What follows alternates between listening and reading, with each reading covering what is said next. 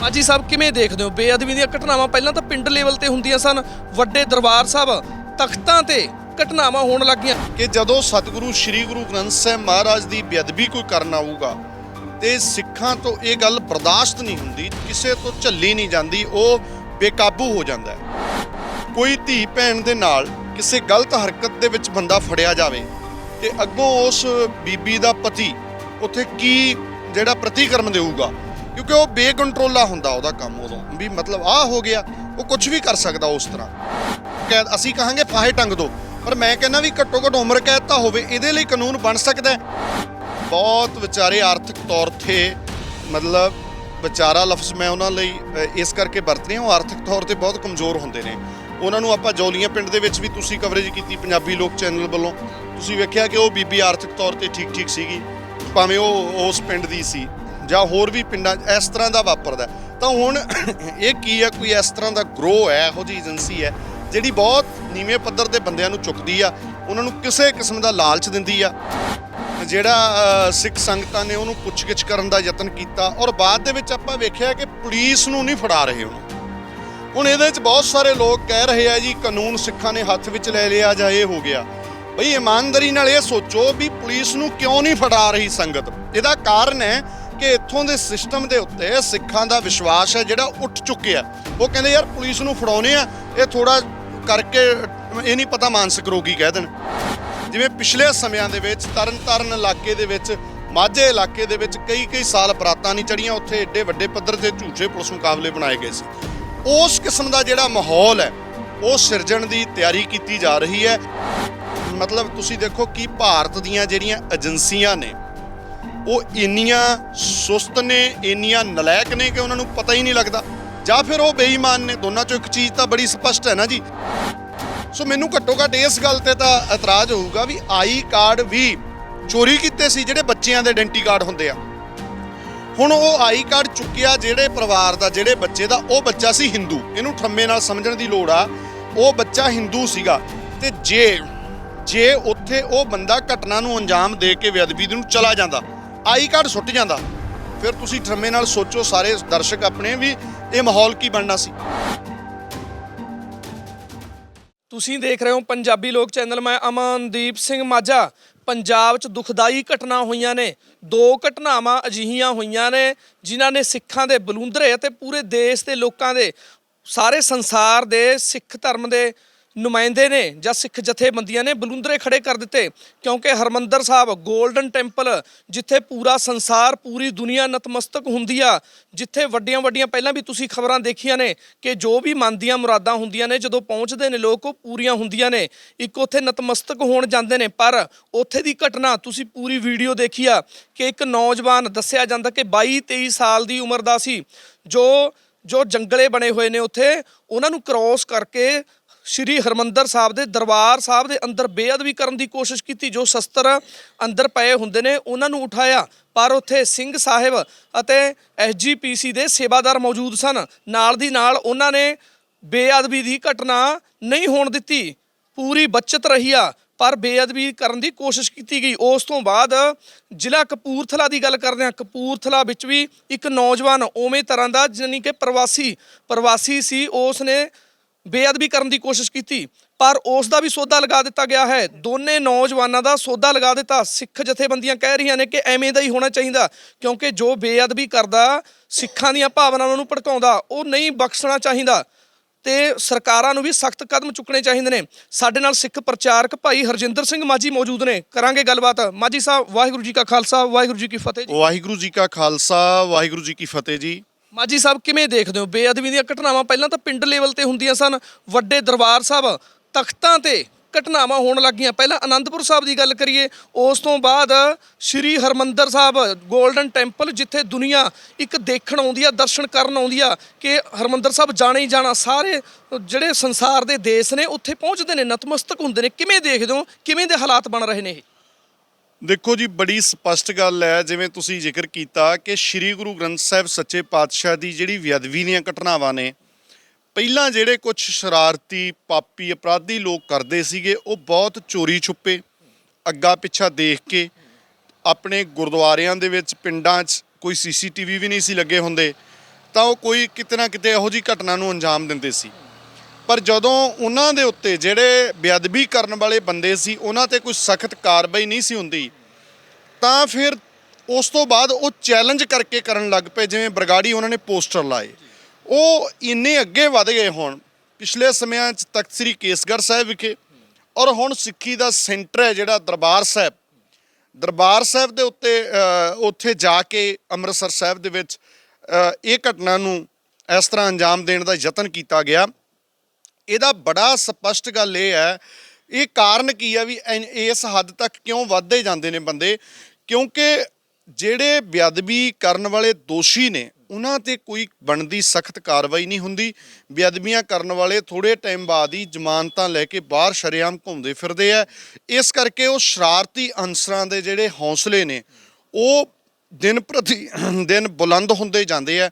ਤਾਂ ਹੀ ਇਹ ਘਟਨਾਵਾਂ ਜਿਹੜੀਆਂ ਲਗਾਤਾਰ ਵੱਧਦੀਆਂ ਜਾ ਰਹੀਆਂ ਨੇ ਤੇ ਹੁਣ ਇਸ ਕਿਸਮ ਦਾ ਜਿਹੜਾ ਮਾਹੌਲ ਹੈ ਉਹ ਬਣ ਗਿਆ। ਬਿਲਕੁਲ, ਸੰਗਤ ਨੇ ਦੋਨਾਂ ਨੂੰ ਸੋਧਾ ਲਗਾ ਦਿੱਤਾ। ਕਿਵੇਂ ਦੇਖਦੇ ਹੋ? ਵਿੱਚ ਗੱਲਬਾਤ ਇਹ ਵੀ ਸਾਹਮਣੇ ਆ ਰਹੀ ਆ ਕਿ ਜਿਹੜੇ ਸਬੂਤ ਤੇ ਉਹ ਖਤਮ ਕਰਤੇ ਜੀ। ਜੇ ਉਹ ਬੰਦਿਆਂ ਚੋਂ ਕੋਈ ਜਿਉਂਦਾ ਰਹਿੰਦਾ ਤਾਂ ਉਹ ਬੋਲਦਾ, ਕੋਈ ਦੱਸਦਾ ਗੱਲਬਾਤ ਵੀ ਪਲੈਨਿੰਗ ਕੀ ਆ, ਕਿੱਥੋਂ ਕਿਵੇਂ ਕੀ ਗੱਲਬਾਤ ਆ। ਪਰ ਸੋਧਾ ਲਾਉਣ ਤੋਂ ਬਾਅਦ ਇਹ ਵੀ ਹੋ ਰਿਹਾ ਵੀ ਜਿਹੜੇ ਸਬੂਤ ਨੇ ਉਹ ਖਤਮ ਹੋ ਗਏ। ਕੀ ਲੱਗਦਾ, ਕਿਵੇਂ ਦੇਖਦੇ ਹੋ ਤੁਸੀਂ? ਦੇਖੋ ਵੀਰ ਜੀ, ਗੱਲ ਇਹ ਹੈ ਕਿ ਜਿਹੜਾ ਜਿਵੇਂ ਸੋਧੇ ਦੀ ਗੱਲ ਆ, ਆਪਾਂ ਨੂੰ ਵੇਖਣਾ ਪਊਗਾ ਕਿ ਜਿਹੜਾ ਇਸ ਪੋਜੀਸ਼ਨ ਤੱਕ ਗੱਲ ਆਈ ਆ ਕਿ ਸੰਗਤ ਨੇ ਮਤਲਬ ਉੱਥੇ ਸੋਧਾ ਲਾਇਆ, ਉਹਦੇ ਕਈ ਕਾਰਨ ਆ। ਇੱਕ ਤਾਂ ਪਹਿਲੀ ਗੱਲ ਤਾਂ ਇਹ ਹੈ ਕਿ ਜਦੋਂ ਸਤਿਗੁਰੂ ਸ੍ਰੀ ਗੁਰੂ ਗ੍ਰੰਥ ਸਾਹਿਬ ਮਹਾਰਾਜ ਦੀ ਬੇਅਦਬੀ ਕੋਈ ਕਰਨ ਆਊਗਾ ਤੇ ਸਿੱਖਾਂ ਤੋਂ ਇਹ ਗੱਲ ਬਰਦਾਸ਼ਤ ਨਹੀਂ ਹੁੰਦੀ, ਕਿਸੇ ਤੋਂ ਝੱਲੀ ਨਹੀਂ ਜਾਂਦੀ, ਉਹ ਬੇਕਾਬੂ ਹੋ ਜਾਂਦਾ ਹੈ। ਗੁਰੂ ਸਾਹਿਬ ਦੀ ਗੱਲ ਤਾਂ ਬਹੁਤ ਵੱਡੀ ਆ। ਆਪਾਂ ਇਹਨੂੰ ਇਸ ਤਰ੍ਹਾਂ ਲਈਏ, ਸੌਖੀ ਉਦਾਹਰਨ ਮੈਂ ਦੇਵਾਂ। ਕੋਈ ਧੀ ਭੈਣ ਦੇ ਨਾਲ ਕਿਸੇ ਗਲਤ ਹਰਕਤ ਦੇ ਵਿੱਚ ਬੰਦਾ ਫੜਿਆ ਜਾਵੇ ਤੇ ਅੱਗੋਂ ਉਸ ਬੀਬੀ ਦਾ ਪਤੀ ਉੱਥੇ ਕੀ ਜਿਹੜਾ ਪ੍ਰਤੀਕਰਮ ਦੇਊਗਾ, ਕਿਉਂਕਿ ਉਹ ਬੇਕੰਟਰੋਲਾ ਹੁੰਦਾ ਉਹਦਾ ਕੰਮ, ਉਦੋਂ ਵੀ ਮਤਲਬ ਆਹ ਹੋ ਗਿਆ, ਉਹ ਕੁਝ ਵੀ ਕਰ ਸਕਦਾ ਉਸ ਤਰ੍ਹਾਂ। ਤਾਂ ਇਹ ਸਾਡੀਆਂ ਭਾਵਨਾਵਾਂ ਨਾਲ ਜੁੜਿਆ ਹੋਇਆ ਮਸਲਾ ਹੈ। ਇੱਕ ਤਾਂ ਇਹ ਹੈ ਕਿ ਉਸ ਵਕਤ ਬੇਕਾਬੂ ਹੋ ਜਾਂਦਾ ਕੰਮ ਸਾਰਾ, ਮਤਲਬ ਗੁੱਸਾ ਹੀ ਰੋਸ ਹੀ ਇੰਨਾ ਹੁੰਦਾ ਸੰਗਤ 'ਚ। ਦੂਜੀ ਗੱਲ ਇਹ ਆ ਕਿ ਜਿਹੜੇ ਬੇਅਦਬੀ ਕਰਨ ਵਾਲੇ ਨੇ ਉਹਨਾਂ ਤੇ ਕਾਰਵਾਈ ਹੁੰਦੀ ਨਹੀਂ। ਦੇਖੋ, ਜੇ ਕਾਰਵਾਈ ਹੋਵੇ ਵੀ, ਇਹ ਵੀ ਨਾਲ ਬਹੁਤ ਇੰਪੋਰਟੈਂਟ ਗੱਲ ਆ ਵੀ ਕਾਰਵਾਈ ਹੋਊਗੀ ਕੀ। ਜਿਹੜੇ ਸਤਿਕਾਰਯੋਗ ਜੱਜ ਸਾਹਿਬ ਨੇ ਉਹਨਾਂ ਨੇ ਤਾਂ ਕਾਨੂੰਨ ਦੇ ਮੁਤਾਬਕ ਹੀ ਫੈਸਲਾ ਦੇਣਾ ਨਾ। ਤਾਂ ਬੇਅਦਬੀ ਦੇ ਘਟਨਾਕ੍ਰਮ ਲਈ ਕਾਨੂੰਨ ਕੀ ਬਣਿਆ? 295A। 295 ਦਾ ਮਤਲਬ ਇਹ ਹੈ ਕਿ ਭਾਵੇਂ ਕੋਈ ਗਾਤਰੇ ਨੂੰ ਤੋੜ ਦੇ, ਕੋਈ ਪੱਗ ਲਾ ਦੇ, ਕੋਈ ਮਤਲਬ ਕੇਸ ਕਤਲ ਕਰਦੇ, ਕੋਈ ਕੁਛ ਕਰਦੇ, ਪੱਟ ਦੇ, ਦਾੜੀ ਪੱਟ ਦਿੰਦੇ ਆ, ਜਾਂ ਕੋਈ ਸ਼ਬਦ ਬੋਲ ਦਿੰਦੇ ਆ ਐਵੇਂ ਦੇ। ਕਈ ਲੋਕ ਸ਼ਬਦ ਇਹੋ ਜਿਹੇ ਬੋਲ ਦਿੰਦੇ ਆ ਵੀ ਜਿਹਦੇ ਨਾਲ ਮਤਲਬ ਭਾਵਨਾਵਾਂ, ਧਾਰਮਿਕ ਭਾਵਨਾਵਾਂ ਨੂੰ ਠੇਸ ਪਹੁੰਚਦੀ ਹੈ। ਤਾਂ 295A ਲੱਗਦੀ ਆ। ਤੇ ਭਾਵੇਂ ਕੋਈ ਗੁਰੂ ਗ੍ਰੰਥ ਸਾਹਿਬ ਮਹਾਰਾਜ ਜੀ ਸਮੇਤ ਕਿਸੇ ਧਰਮ ਗ੍ਰੰਥ ਨੂੰ ਪਾੜ ਦੇਵੇ, ਜੋ ਮਰਜ਼ੀ ਕਰਦੇ, ਉਹਨਾਂ ਤੇ ਵੀ 295A।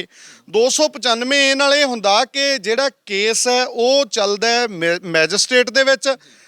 ਵੱਧ ਤੋਂ ਵੱਧ ਕੀ ਹੋ ਸਕਦਾ, 3 ਸਾਲ ਦੀ ਕੈਦ ਹੋ ਸਕਦੀ ਹੈ, ਜਿਹੜੀ ਮੇਰੇ ਧਿਆਨ ਵਿੱਚ ਨਹੀਂ ਕਿ ਕਿਸੇ ਨੂੰ ਹੋਈ ਹੋਵੇ। ਤਾਂ ਬੰਦੇ ਜਿਹੜੇ ਨੇ ਬੇਅਦਬੀਆਂ ਕਰਦੇ ਨੇ, ਜ਼ਮਾਨਤਾਂ ਕਰਾ ਕੇ ਉਹ ਬਾਹਰ ਤੁਰੇ ਫਿਰਦੇ ਆ। ਇੱਥੇ ਜੱਲੇ ਤੇ ਤਰਖਾਣ ਮਾਜਰੇ 2 ਥਾਵੇਂ ਬੇਅਦਬੀ ਕਰਨ ਵਾਲਾ ਬੰਦਾ ਜ਼ਮਾਨਤ ਤੇ ਬਾਹਰ ਹੈ। ਬੜੀਆਂ ਉਦਾਹਰਨਾਂ ਨੇ। ਤਾਂ ਹੁਣ ਚਾਹੀਦਾ ਤਾਂ ਇਹ ਸੀਗਾ, ਹਾਲਾਂਕਿ ਪਿਛਲੇ ਸਮਿਆਂ 'ਚ ਪੰਜਾਬ ਸਰਕਾਰ ਨੇ ਯਤਨ ਕੀਤਾ ਸੀ ਕਿ ਉਹਨਾਂ ਨੇ ਸੈਂਟਰ ਕੋਲੇ ਭੇਜਿਆ ਸੀ ਕਿ 295A ਦੇ ਵਿੱਚ ਸੋਧ ਕੀਤੀ ਜਾਵੇ। ਮੇਰੀ ਅਕਾਲੀ ਲੀਡਰਾਂ ਦੇ ਨਾਲ ਵੀ ਇਹ ਗੱਲਬਾਤ ਹੋਈ ਸੀ ਇਸ ਵਿਸ਼ੇ ਤੇ। ਉਹ ਕਹਿੰਦੇ ਸੀ ਅਸੀਂ ਯਤਨ ਕੀਤਾ, ਪਰ ਕਹਿੰਦੇ ਸੈਂਟਰ ਨੇ ਇਸ ਤਰ੍ਹਾਂ ਦਾ ਆਬਜੈਕਸ਼ਨ ਲਾਇਆ ਕਿ ਇਕੱਲੇ ਗੁਰੂ ਗ੍ਰੰਥ ਸਾਹਿਬ ਲਈ ਕਿਉਂ।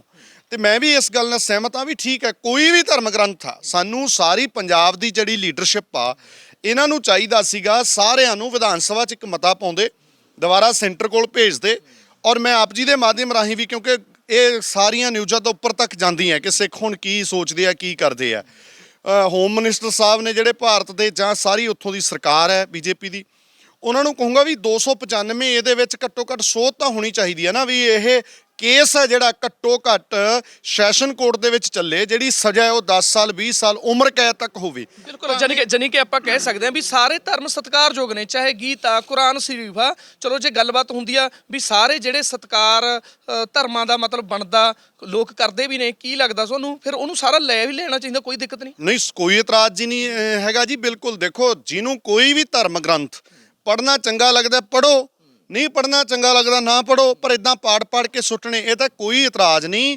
ਤਾਂ ਮਤਲਬ ਕੀ ਆ ਕਿ ਭਾਵੇਂ ਪਵਿੱਤਰ ਗੀਤ ਹੈ, ਪਵਿੱਤਰ ਬਾਈਬਲ ਹੈ, ਕੁਰਾਨ ਸ਼ਰੀਫ ਹੈ, ਜਾਂ ਸਮੁੱਚੀ ਮਾਨਵਤਾ ਦੇ ਸਰਬ ਸਾਂਝੇ ਨੇ ਸ਼੍ਰੀ ਗੁਰੂ ਗ੍ਰੰਥ ਸਾਹਿਬ ਮਹਾਰਾਜ, ਤਾਂ ਕੋਈ ਵੀ ਧਰਮ ਗ੍ਰੰਥ ਨੂੰ ਕਰੇ ਉਹਦੇ ਤੇ ਘੱਟੋ ਘੱਟ ਉਮਰ ਕੈਦ, ਅਸੀਂ ਕਹਾਂਗੇ ਫਾਹੇ ਟੰਗ ਦੋ, ਪਰ ਮੈਂ ਕਹਿੰਦਾ ਵੀ ਘੱਟੋ ਘੱਟ ਉਮਰ ਕੈਦ ਤਾਂ ਹੋਵੇ। ਇਹਦੇ ਲਈ ਕਾਨੂੰਨ ਬਣ ਸਕਦਾ।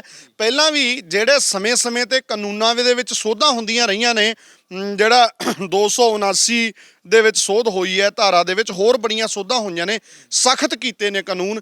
ਜਿਹੜਾ ਨਸ਼ਿਆਂ ਨਾਲ ਸੰਬੰਧਿਤ ਸੀਗਾ ਕਾਨੂੰਨ ਉਹਦੇ ਵਿੱਚ ਸੋਧ ਹੋਈ ਆ, ਹੋਰ ਬਹੁਤ ਕੁਝ ਹੋਇਆ। ਤਾਂ ਇਹ 295 ਇਹਦੇ ਵਿੱਚ ਸੋਧ ਹੋਣੀ ਬਹੁਤ ਜ਼ਰੂਰੀ ਆ, ਕਿਉਂਕਿ ਹੁਣ ਜਦੋਂ ਲੋਕਾਂ ਨੂੰ ਪਤਾ ਲੱਗ ਗਿਆ ਸਭ ਨੂੰ ਕਿ ਇੱਥੇ ਤਾਂ ਇਸ ਮਸਲੇ ਤੇ ਕੁਝ ਹੁੰਦਾ ਨਹੀਂ, ਇਸ ਕਰਕੇ ਜਿਹੜੇ ਸਿੱਖ ਨੇ ਉਹ ਫਿਰ ਆਪਣੇ ਤੌਰ ਤੇ ਉਹ ਫੈਸਲਾ ਕਰਦੇ ਆ, ਕੋਸ਼ਿਸ਼ ਕਰਦੇ ਆ, ਸੋਧਾ ਲਾਉਣ ਦਾ ਯਤਨ ਕਰਦੇ ਆ। ਤਾਂ ਫਿਰ ਹੁਣ ਇਹਦੇ ਲਈ ਜਿਹੜਾ ਜੋ ਘਟਨਾਵਾਂ ਵਾਪਰ ਰਹੀਆਂ ਨੇ, ਤਾਂ ਉਹਦੇ ਲਈ ਸਰਕਾਰਾਂ ਤਿੰਨ ਧਿਰਾਂ ਨੇ ਵੀਰ ਜੀ, ਅਮਨ ਜੀ, ਮੈਂ ਇਹ ਬੇਨਤੀ ਕਰਾਂ। ਇੱਕ ਤਾਂ ਉਹ ਧਿਰ ਜਿਹੜੀ ਬੇਅਦਬੀ ਕਰਵਾ ਕੇ ਪੰਜਾਬ ਦੇ ਸ਼ਾਂਤਮਈ ਮਾਹੌਲ ਨੂੰ ਲਾਂਬੂ ਲਾਉਣਾ ਚਾਹੁੰਦੀ ਹੈ। ਦੂਜੀ ਉਹ ਧਿਰ ਜਿਹੜੀ ਸਰਕਾਰਾਂ ਨੇ, ਜਿਹੜੀਆਂ ਕਿ ਬੇਅਦਬੀ ਕਰਨ ਵਾਲੇ ਬੰਦਿਆਂ ਦੀ ਕਿਸੇ ਤਰੀਕੇ ਨਾਲ ਸਪੋਰਟ ਹੁੰਦੀ ਹੈ ਜਿਹੜੀ ਇੱਥੇ ਵੱਡੇ ਪੱਧਰ ਤੇ। ਦੂਜੀ ਉਹ ਧਿਰ ਹੈ। ਤੇ ਜਿਹੜੇ ਤੀਜੇ ਨੇ, ਜਿਹੜੇ ਸਿੱਖ ਨੇ, ਜਿਹੜੇ ਪਿਆਰ ਕਰਦੇ ਨੇ ਗੁਰੂ ਮਹਾਰਾਜ ਨੂੰ, ਜਿਹੜੇ ਚਾਹੁੰਦੇ ਆ ਵੀ ਇਸ ਤਰ੍ਹਾਂ ਨਾ ਹੋਵੇ, ਤਾਂ ਉਹ ਵਿਚਾਰੇ ਆਪਣੇ ਤੌਰ ਤੇ ਜਿਹੜੇ ਆ ਕੰਮ ਹੈ ਇਹ ਇਸ ਤਰ੍ਹਾਂ ਦੇ ਕਰਦੇ ਆ ਜੀ। ਬਿਲਕੁਲ। ਜੇ ਗੱਲਬਾਤ ਕਰੀਏ ਸ਼੍ਰੀ ਹਰਿਮੰਦਰ ਸਾਹਿਬ ਵਿਖੇ ਬੇਅਦਬੀ ਹੋਈ, ਉਸ ਤੋਂ ਬਾਅਦ ਜ਼ਿਲ੍ਹਾ ਕਪੂਰਥਲਾ 'ਚ ਬੇਅਦਬੀ ਹੋਈ, ਇਹਨਾਂ ਨੂੰ ਕਿਵੇਂ ਦੇਖਾਂਗੇ ਆਪਾਂ? ਮਤਲਬ ਇਹ ਘਟਨਾ ਪੂਰੀ ਮਤਲਬ ਮੇਲ ਜੋਲ ਖਾਂਦੀ ਆ ਵੀ ਇੱਕ ਸਕੀਮ ਨਾਲ, ਪਲੈਨਿੰਗ ਨਾਲ ਕੀਤਾ ਕੰਮ, ਉਹੀ ਪ੍ਰਵਾਸੀ ਉੱਧਰ, ਉਹੀ ਪ੍ਰਵਾਸੀ ਉੱਧਰ, ਉਹੀ ਉਮਰ, ਕਿਵੇਂ ਲੱਗਦਾ ਪਿੱਛੇ, ਕੀ ਲੱਗਦਾ ਤੁਹਾਨੂੰ? ਦੇਖੋ, ਇਹ ਜਿਹੜੇ ਬੜੀ ਸਾਫ਼ ਗੱਲ ਹੈ ਕਿ ਜਿਹੜੇ ਬੇਅਦਬੀ ਕਰਨ ਵਾਲੇ ਪਿਛਲੇ ਸਮਿਆਂ 'ਚ ਵੀ ਆਪਾਂ ਵੇਖਿਆ, ਉਹ ਬੰਦੇ ਬਹੁਤ ਵਿਚਾਰੇ ਆਰਥਿਕ ਤੌਰ ਤੇ, ਮਤਲਬ ਵਿਚਾਰਾ ਲਫ਼ਜ਼ ਮੈਂ ਉਹਨਾਂ ਲਈ ਇਸ ਕਰਕੇ ਵਰਤ ਰਿਹਾ, ਉਹ ਆਰਥਿਕ ਤੌਰ ਤੇ ਬਹੁਤ ਕਮਜ਼ੋਰ ਹੁੰਦੇ ਨੇ। ਉਹਨਾਂ ਨੂੰ ਆਪਾਂ ਜੌਲੀਆਂ ਪਿੰਡ ਦੇ ਵਿੱਚ ਵੀ ਤੁਸੀਂ ਕਵਰੇਜ ਕੀਤੀ ਪੰਜਾਬੀ ਲੋਕ ਚੈਨਲ ਵੱਲੋਂ, ਤੁਸੀਂ ਵੇਖਿਆ ਕਿ ਉਹ ਬੀਬੀ ਆਰਥਿਕ ਤੌਰ ਤੇ ਠੀਕ ਸੀਗੀ, ਭਾਵੇਂ ਉਹ ਉਸ ਪਿੰਡ ਦੀ ਸੀ ਜਾਂ ਹੋਰ ਵੀ ਪਿੰਡਾਂ ਇਸ ਤਰ੍ਹਾਂ ਦਾ ਵਾਪਰਦਾ। ਤਾਂ ਹੁਣ ਇਹ ਕੀ ਹੈ, ਕੋਈ ਇਸ ਤਰ੍ਹਾਂ ਦਾ ਗਰੋਹ ਹੈ, ਇਹੋ ਜਿਹੀ ਏਜੰਸੀ ਹੈ ਜਿਹੜੀ ਬਹੁਤ ਨੀਵੇਂ ਪੱਧਰ ਦੇ ਬੰਦਿਆਂ ਨੂੰ ਚੁੱਕਦੀ ਆ, ਉਹਨਾਂ ਨੂੰ ਕਿਸੇ ਕਿਸਮ ਦਾ ਲਾਲਚ ਦਿੰਦੀ ਆ, ਜਾਂ ਕੀ ਉਹ ਕਰਦੇ ਆ, ਤੇ ਬਹੁਤ ਮਤਲਬ ਉਸ ਤਰ੍ਹਾਂ ਦੇ ਪੱਧਰ ਦੇ ਬੰਦੇ ਚੁੱਕ ਕੇ ਕੰਮ ਕਰਾਇਆ ਜਾਂਦਾ। ਦੂਜਾ ਜਿਹੜਾ ਨਿਜ਼ਾਮਪੁਰ ਮੋੜ ਪਿੰਡ ਹੈ ਕਪੂਰਥਲੇ ਤੋਂ, ਸੁਭਾਨਪੁਰ ਰੋਡ ਦੇ ਉੱਤੇ, ਕਪੂਰਥਲੇ ਤੋਂ 7 ਕਿਲੋਮੀਟਰ ਦੀ ਦੂਰੀ ਦੇ ਉੱਤੇ ਸਥਿਤ ਆ, ਉੱਥੇ ਉਹ ਸਿੰਘਾਂ ਨੇ, ਜਿਵੇਂ ਪਤਾ ਲੱਗ ਰਿਹਾ, ਉਹਨਾਂ ਨੇ ਉਹਨੂੰ ਫੜਿਆ ਬੰਦੇ ਨੂੰ, ਕੋਸ਼ਿਸ਼ ਕਰ ਰਿਹਾ ਸੀ ਬੇਅਦਬੀ ਕਰਨ ਦੀ ਯਤਨ ਕਰ ਰਿਹਾ ਸੀ। ਤਾਂ ਉਹ ਜਿਹੜੀ ਘਟਨਾ ਹੈ, ਮਤਲਬ ਇੱਕ ਤਾਂ ਇਹ ਹੈ ਵੀ ਜਿਹੜੇ ਭਾਵਨਾਵਾਂ, ਕਿਉਂਕਿ ਰਾਤ ਹੀ ਅਜੇ ਦਰਬਾਰ ਸਾਹਿਬ ਦੇ ਵਿੱਚ ਵਾਪਰੀ ਸੀ, ਲੋਕ ਸਾਰੇ ਇੱਕ ਮਤਲਬ ਵਹਿਣ ਦੇ ਵਿੱਚ ਵਹਿ ਹੋਏ ਸੀਗੇ। ਤਾਂ ਇਹ ਤੁਰੰਤ ਜਦੋਂ ਬੰਦਾ ਇਸ ਤਰ੍ਹਾਂ ਆ ਗਿਆ, ਤਾਂ ਉੱਥੇ ਵੀ ਜਿਹੜਾ ਸਿੱਖ ਸੰਗਤਾਂ ਨੇ ਉਹਨੂੰ ਪੁੱਛਗਿੱਛ ਕਰਨ ਦਾ ਯਤਨ ਕੀਤਾ, ਔਰ ਬਾਅਦ ਦੇ ਵਿੱਚ ਆਪਾਂ ਵੇਖਿਆ ਕਿ ਪੁਲਿਸ ਨੂੰ ਨਹੀਂ ਫੜਾ ਰਹੇ ਉਹਨੂੰ। ਹੁਣ ਇਹਦੇ ਵਿੱਚ ਬਹੁਤ ਸਾਰੇ ਲੋਕ ਕਹਿ ਰਹੇ ਆ ਜੀ ਕਾਨੂੰਨ ਸਿੱਖਾਂ ਨੇ ਹੱਥ ਵਿੱਚ ਲੈ ਲਿਆ ਜਾਂ ਇਹ ਹੋ ਗਿਆ। ਬਈ ਇਮਾਨਦਾਰੀ ਨਾਲ ਇਹ ਸੋਚੋ ਵੀ ਪੁਲਿਸ ਨੂੰ ਕਿਉਂ ਨਹੀਂ ਫੜਾ ਰਹੀ ਸੰਗਤ? ਇਹਦਾ ਕਾਰਨ ਹੈ ਕਿ ਇੱਥੋਂ ਦੇ ਸਿਸਟਮ ਦੇ ਉੱਤੇ ਸਿੱਖਾਂ ਦਾ ਵਿਸ਼ਵਾਸ ਹੈ ਜਿਹੜਾ ਉੱਠ ਚੁੱਕਿਆ। ਉਹ ਕਹਿੰਦੇ ਯਾਰ ਪੁਲਿਸ ਨੂੰ ਫੜਾਉਣੇ ਆ, ਇਹ ਥੋੜਾ ਕਰਕੇ ਇਹ ਨਹੀਂ ਪਤਾ ਮਾਨਸਿਕ ਰੋਗੀ ਕਹਿ ਦੇਣ। ਆਪਾਂ ਕਿੰਨੇ ਵੱਡੇ ਪੱਧਰ ਤੇ ਵੇਖਦੇ ਹਾਂ ਕਿ ਬੇਅਦਬੀਆਂ ਵਾਲਿਆਂ ਨੂੰ ਮਾਨਸਿਕ ਰੋਗੀ ਕਹਿ ਕੇ ਉਹਨਾਂ ਦਾ ਬਚਾਅ ਕੀਤਾ ਜਾਂਦਾ, ਇਸੇ ਕਰਕੇ ਇਹ ਸਾਰਾ ਕੁਝ ਵਾਪਰਦਾ ਜੀ। ਬਿਲਕੁਲ, ਜਾਨੀ ਕਿ ਕੋਈ ਖੁਲਾਸਾ ਨਹੀਂ ਹੁੰਦਾ, ਗ੍ਰਿਫਤਾਰੀਆਂ ਵੀ ਹੋ ਜਾਂਦੀਆਂ ਨੇ, ਰਿਮਾਂਡ ਵੀ ਲਏ ਜਾਂਦੇ ਨੇ, ਪਰ ਉਸ ਤੋਂ ਬਾਅਦ ਕੋਈ ਗੱਲਬਾਤ ਸਾਹਮਣੇ ਨਹੀਂ ਆਉਂਦੀ ਕਿ ਪਿੱਛੇ ਕੌਣ ਆ। ਦੇਖੋ ਜੀ, ਪਿੱਛੇ ਤਾਂ ਅਜੇ ਤੱਕ ਵੀ ਤੁਸੀਂ ਦੇਖੋ ਵੀ ਜਿਹੜੀਆਂ ਪਿਛਲੀਆਂ ਬੇਅਦਬੀਆਂ ਹੋਈਆਂ, ਜਿਹੜੀਆਂ 2015 ਤੋਂ ਬਰਗਾੜੀ ਤੋਂ ਜਿਹੜੀਆਂ ਹੋਈਆਂ, ਉਹਨਾਂ ਬੇਅਦਬੀਆਂ ਦੇ ਪਿੱਛੇ ਗੁਰਮੀਤ ਰਾਮ ਰਹੀਮ ਹੈ। ਇਹ ਗੱਲ ਲੋਕਾਂ ਵਿੱਚ ਪੂਰੀ, ਇਹ ਗੱਲ ਪ੍ਰਚਲਿਤ ਵੀ ਹੈ ਤੇ ਠੀਕ ਵੀ ਹੈ। ਪਰ ਤੁਸੀਂ ਸਿਸਟਮ ਨੂੰ ਵੇਖੋ ਕਿ SIT ਗੁਰਮੀਤ ਰਾਮ ਰਹੀਮ ਨੂੰ ਸਿਰਫ ਪੁੱਛਗਿੱਛ ਕਰਨ ਲਈ ਜਾਂਦੀ ਹੈ 6 ਸਾਲ 1 ਮਹੀਨੇ ਬਾਅਦ, ਤੇ ਇੱਥੇ ਤਾਂ ਹੁਣ ਅਜੇ ਪਤਾ ਹੀ ਨਹੀਂ ਵੀ ਪਿੱਛੇ ਕੌਣ ਹੈ।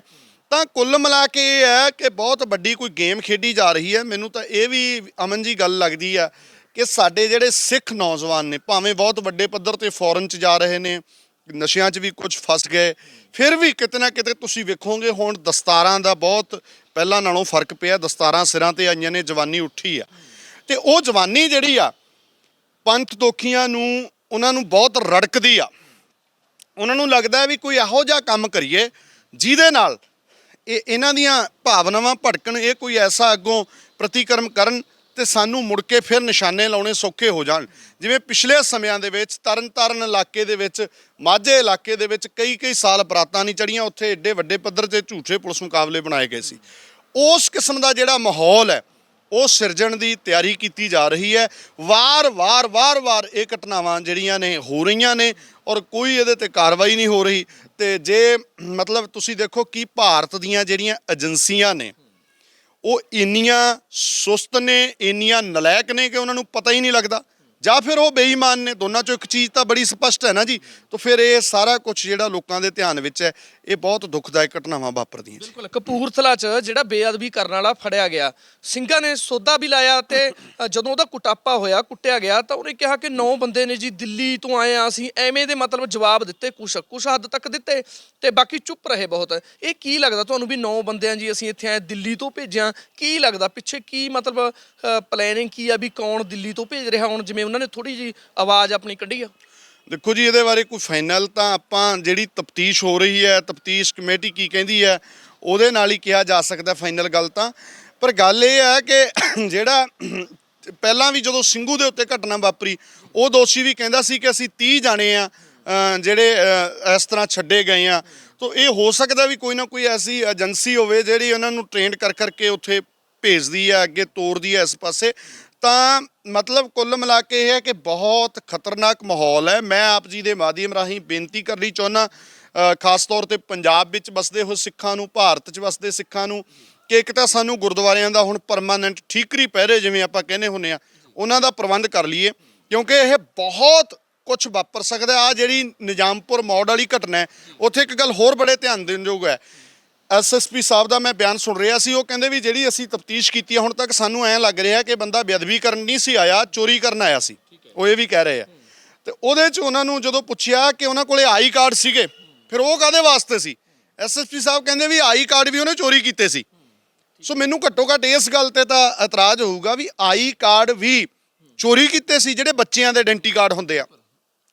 ਹੁਣ ਉਹ ਆਈ ਕਾਰਡ ਚੁੱਕਿਆ ਜਿਹੜੇ ਪਰਿਵਾਰ ਦਾ, ਜਿਹੜੇ ਬੱਚੇ ਦਾ, ਉਹ ਬੱਚਾ ਸੀ ਹਿੰਦੂ। ਇਹਨੂੰ ਠਰਮੇ ਨਾਲ ਸਮਝਣ ਦੀ ਲੋੜ ਆ।